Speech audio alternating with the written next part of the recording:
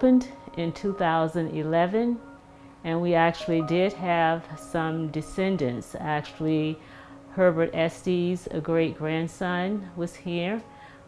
He came in full military attire. And we also had two members of a formerly enslaved person, John Thomas. His great-great-grandsons, Oscar and Victor Morehouse, also attended our opening. We've been here since 2011. We were only closed when the pandemic hit in 2020, and we have since reopened as of 2021. This museum is located in the northern part of New York State in Clinton County, sort of next to Essex County. We are next door to an outdoor resort, Ausable Chasm, that has been in existence for, I think, over 150 years. It is quite plush with natural beauty. We have a lot of forest and a lot of water around us. And it is sort of, as I said, at the tip of the Adirondack Park. The museum is actually encompassed in 4 rooms on the first floor. As you enter the building, the structure is actually stone, and it was actually stone that was pulled from the Ausable Chasm region, so this is the original stonework. It's quite beautiful. But as you enter the door to your right, there is a freedom timeline that starts at 1626 when Africans was first brought into the New York area, and ends in 1870 with the 15th Amendment. There is a small gift shop. We have a welcome sign to our visitors. We also have an exhibit to the Estes family because this was their first home when it was built. And we have in the main room routes of the Underground Railroad in the US, in New York, and in the Lake Champlain area. The routes under the US map also gives some myths and facts, which we really want to point out to everyone. This was not a traditional railroad as we think of railroads today. Off to the back is actually our most popular exhibit. It is the John Thomas room that tells the story of John Thomas, who escaped and came up into the community. He did not go into Canada.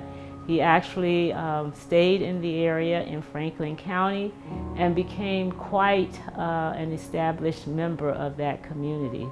So much so that when he passed in 1894, he was actually in the Malone newspaper and had a rather lengthy obituary.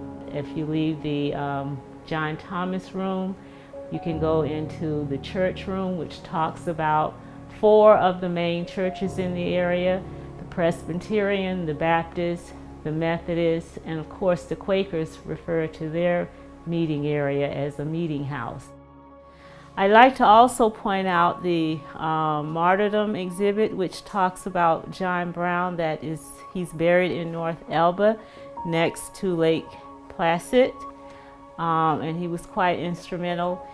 When he came here because of Gerrit Smith, who was giving land to African Americans so they could vote, and he was helping them to farm.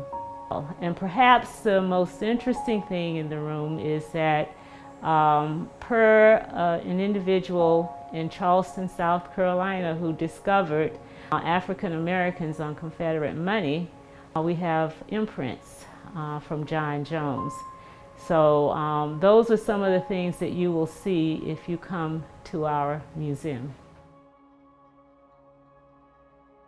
This place has an importance in the New York State's history because it is a well-traveled route into and out of the country. While the Underground Railroad started with formerly enslaved people that made their way through here to get to freedom, at the end of that period, towards the end of the 19th century, we had Chinese Americans making their way back into the country to try to be a part of it. As far as our museum and probably many small museums, it has been most challenging to obtain funding. And next to that is staff. We are an all-volunteer organization because we just don't have the funding to hire someone. And I think because we are so instrumental in the education arena today, especially with schools being told what they can and cannot teach, museums are actually another avenue where children and adults can actually learn the facts and the history.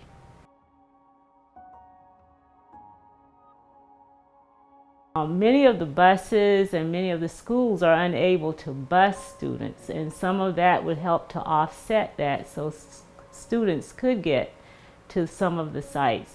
We live in a rural area and transportation is critical. Even if our government was willing to offer some type of transportation aid that would help people in rural communities, that would be extremely helpful. You get just enough history to make you want to go back and learn more. And that's what all museums should be.